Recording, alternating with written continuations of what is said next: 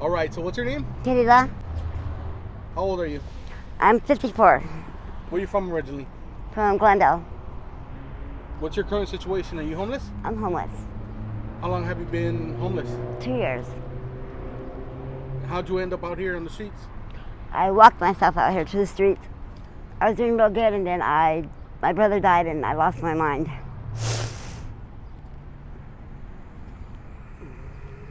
How do you survive out here? I turn tricks, do interviews, and anything really Whatever to make a comes buck. your way? Yep, Whatever hustle you can do? whatever hustle I can do, except I don't rob. That's good. Yeah. I'd rather sweep a floor than rob somebody, you know? Is it dangerous out here on these streets? It's very dangerous. Every day, even the daytime is worse than the nighttime. I don't know, it's just, there's a lot of very mean people out here. Have you been through anything personally? I've been robbed, stabbed, beat, left for dead, choked, you name it. How did that happen?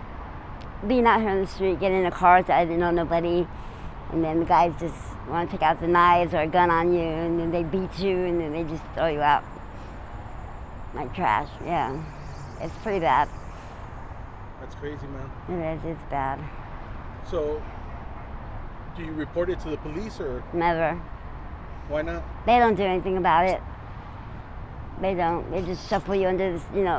It's just a one less or one less person out there doing. It. So they don't do anything about it.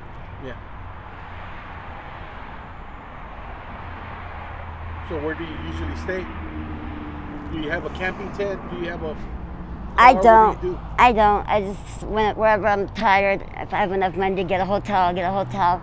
If I don't, then I'll just sleep out in the street somewhere.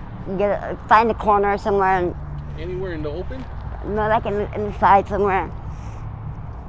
Like tonight, like last night, I didn't have nowhere to stay, so I stayed on the side of the this building back there. Yeah. Do you have any family out here on the streets? Like, I know you said your brother passed away, right? Yeah, I have a lot of family, but they're like really decent people, and I don't like to bother them with my problems, Yeah. So I stay away. Once in a while, I'll go over there, and Just say hi or what? Yeah, they cry. They used to come out and look for me, and try to make me go home. And I just don't feel like I feel like a stranger in my own home. So They don't come out and look for you anymore? they do. They still do. My sister, she'll look for me till the day she dies. Yeah. Tell me about your childhood growing up. Well, I was raised in Glendale, Glavalito Park, 52nd Avenue.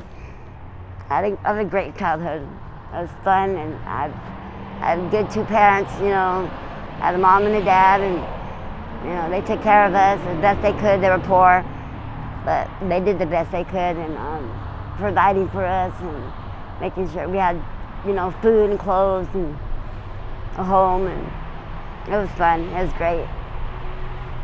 I can't blame anything that I do on my parents because they raised me proper. Yeah. I got all the love and adore, everything. I had brothers and sisters, and we played with each other, we fought with each other, and we were each other's friends, and, it was wonderful. I had a great childhood. Really great. How was the neighborhood where you grew up? It was bad. It was Was that gangbanging. It was from Glendale, Glendale. Yeah. 5'2", 6'1". They were all gangsters and dealers, and I didn't think there was anything wrong with it. But obviously there was, but I didn't think so. Do you think that environment had an effect on the way that you turned out? I think so. I think if I would have grown up like in Prescott or something, or Scottsdale? I would have been a nurse or something. Yeah. But I did the best with what I could, and I guess it was just molded into what I am, and that's it. How far did you get in school? I went to college. Did you? Yeah. What'd you go to college for? I went for accounting, I loved accounting, numbers, you know. I'm a librarian. I was a librarian for 13 years. So I was pretty good up to a couple of years ago, you know. I was a couple of patches in my childhood and my early 20s, you know, where I didn't do so well, you know. Every time I always felt depressed. I was always depressed. I think I was bipolar, and I had mental issues. Yeah. But they thought I was just crazy, you know. And instead of fixing my mental issues, they just, you know, locked me up, or, you know, they didn't know what was wrong with me. They never took the time to care or find out. The government, you know, they just lock you away and that's it. It was bad. But you never got diagnosed with anything? Bipolar, manic depressive. So my highs are real high, my lows are real low.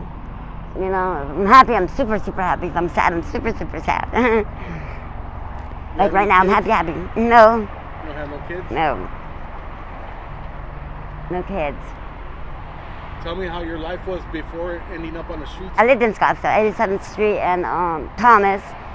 2 cars and a house and a boyfriend, and, you know, it was great. It was really good. And one day my brother died and I just lost my marbles. Do you miss the regular life? I do.